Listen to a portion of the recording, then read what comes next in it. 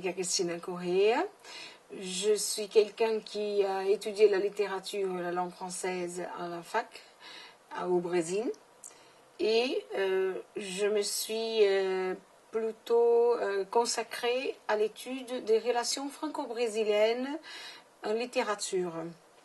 Et c'est pour ça qu'en découvrant le passage d'Antoine de Saint-Exupéry par la ville de Florianópolis au Brésil, je me suis dit, c'est un des plus beaux exemples qu'on puisse avoir en termes de relations littéraires, imaginaires, poétiques entre la France et le Brésil.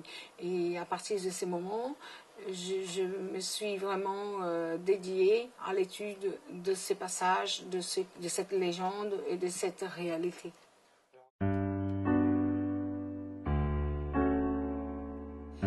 Je l'ai découvert en fait en 2006. C'était les vacances à Noël.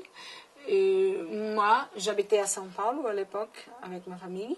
Et je suis allée avec ma sœur pour une semaine de repos. Donc on avait fait des réservations dans un petit hôtel à l'avance. On avait payé. Mais malheureusement, la dame qui travaillait à la réception, qui était donc aussi la patronne de cet hôtel, a perdu nos réservations et l'hôtel était complet. Mais c'était bien le mois de vacances. Et Florianópolis est un destin touristique au Brésil. Donc il n'y avait pas beaucoup de place. On s'est fâché un peu et après un moment de discussion, le mari et cette dame, donc le patron, nous a dit non, c'est fini, on va s'arranger. Vous allez être installé, hébergé à l'hôtel Zaperi, une auberge, plutôt une auberge qu'un hôtel. Ça s'appelle une Pousada Zaperi. Lorsque j'ai entendu Zaperi, je me suis dit, il me semble qu'il y a quelque chose de français dans cette sonorité, donc je leur ai posé la question. Je dis, est-ce que c'est français ça? Ils ont dit, oui, c'est un pilote français qui s'est posé ici au Campeche. Le patron là-bas, il va vous expliquer.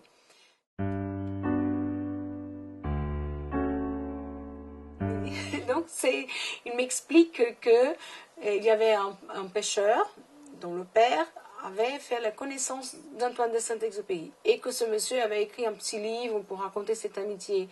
Je lui ai dit que je voulais rencontrer ce monsieur. Il m'a amené là-bas, c'était à côté.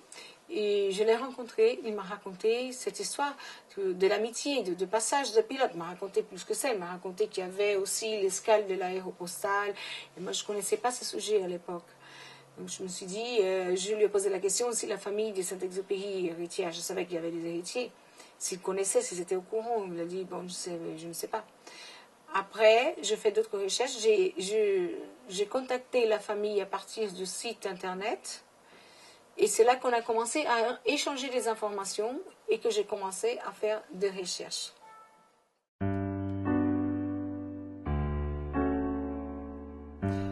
On voulait d'abord faire que les gens connaissent ce passage, oui, pas seulement de Saint-Exupéry. C'est plus emblématique que les côtés Saint-Exupéry, puisqu'il a un surnom à Florianópolis, puisqu'on a entendu parler des Zepéry, étant la difficulté de prononciation de son nom en brésilien, on l'appelle Zepéry. C'est déjà une chose symbolique, emblématique.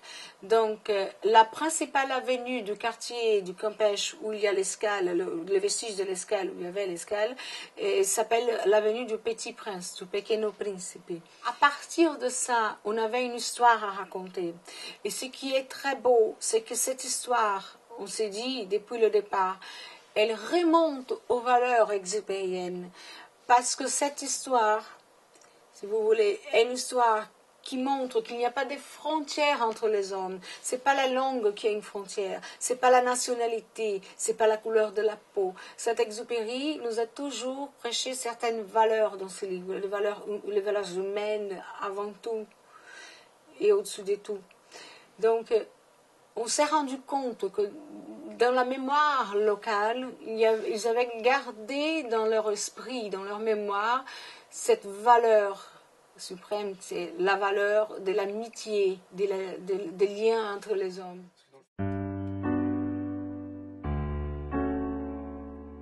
D'une certaine façon, ce film ne serait pas réalisé si on n'avait pas eu le soutien de la succession et le soutien des personnes de la famille de Saint-Exupéry. Parce qu'ils ont tout de suite compris l'importance de ces projets, l'importance de cette amitié. Ils ont mis en valeur ce qu'on avait raconté. Ils nous ont fait confiance. Ils nous ont soutenus. Ils nous ont hébergés. Ils nous ont donné des informations. Ils ont ouvert les archives. Tout ça a rendu possible la réalisation de ces rêves. François Daguet s'est rendu 3 fois à Florianopolis. À chaque fois, on a organisé un programme d'exposition, des rencontres avec les autorités, mais on a tenu à ce qu'il rencontre justement les héritiers des amis de Saint-Exupéry, dont le fils du pêcheur d'Équin, avec qui il a assisté une messe. Ils ont déjeuné ensemble dans la cabane des pêcheurs. Ils ont parlé entre eux de la même manière, je crois, qu'avait fait Saint-Exupéry et le père d'Équin. Parce qu'ils ne parlaient pas la même langue, mais ils arrivaient à communiquer, parce que la langue n'est qu'un outil banal entre les hommes. Il y a beaucoup plus de choses qui font communiquer.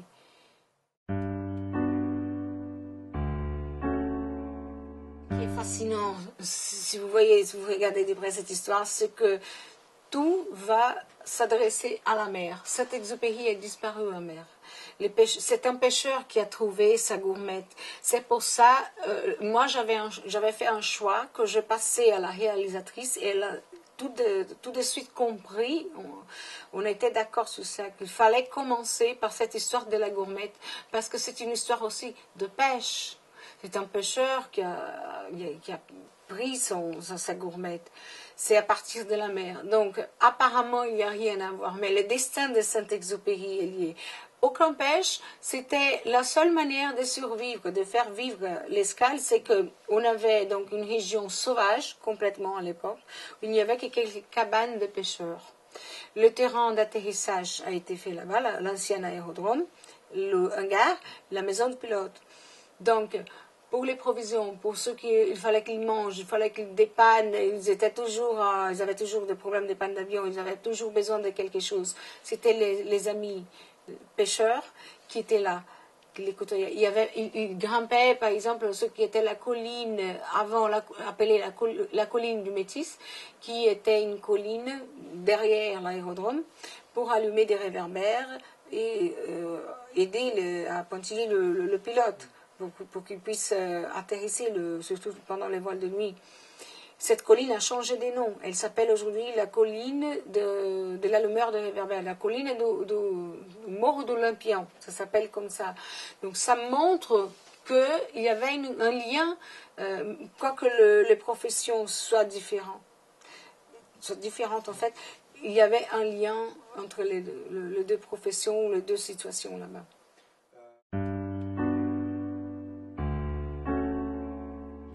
Uma nova tendência que também está ganhando muita credibilidade no mundo dos historiadores é a chamada nova história, que utiliza e recolhe a oralidade das testemunhas e dos agentes, dos protagonistas que participaram dos fatos históricos. Fatos esses que justamente tiveram um dia o seu cotidiano.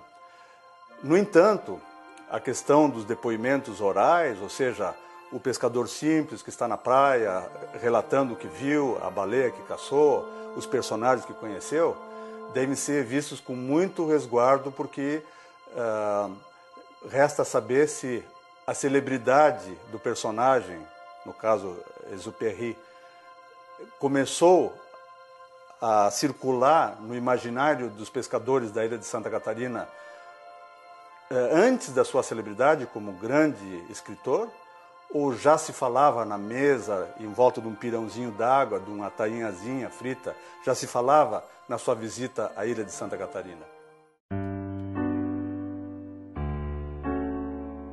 Ce qui est important, c'est que maintenir la tradition de la pêche artisanale à Florianopolis relève du même problème que de préserver l'histoire, la mémoire de balbutiement de l'aviation.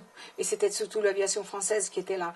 Donc, quand on veut, on va pas vivre dans des avions, on va pas voler toujours dans des avions pareils, des Breguet 14 ou de la T, pas du tout. Mais on va en avoir encore comme tradition, on va les préserver pour qu'on connaisse comment cela a commencé.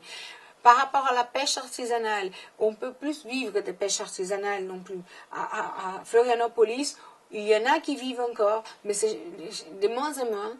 Et ce qu'on essaye de faire, c'est de montrer que cette tradition a existé, qu'elle a été quand même, disons, elle a fait les moyens pour que les gens puissent coloniser et vivre à Florianopolis, comme une tradition. C'est pareil, donc c'est pour ça que le mémorial qu'on va faire après, dans l'ancienne maison de pilote, va s'appeler Mémorial pilote et pêcheur Antoine de Saint-Exupéry. On va mettre les deux côtés.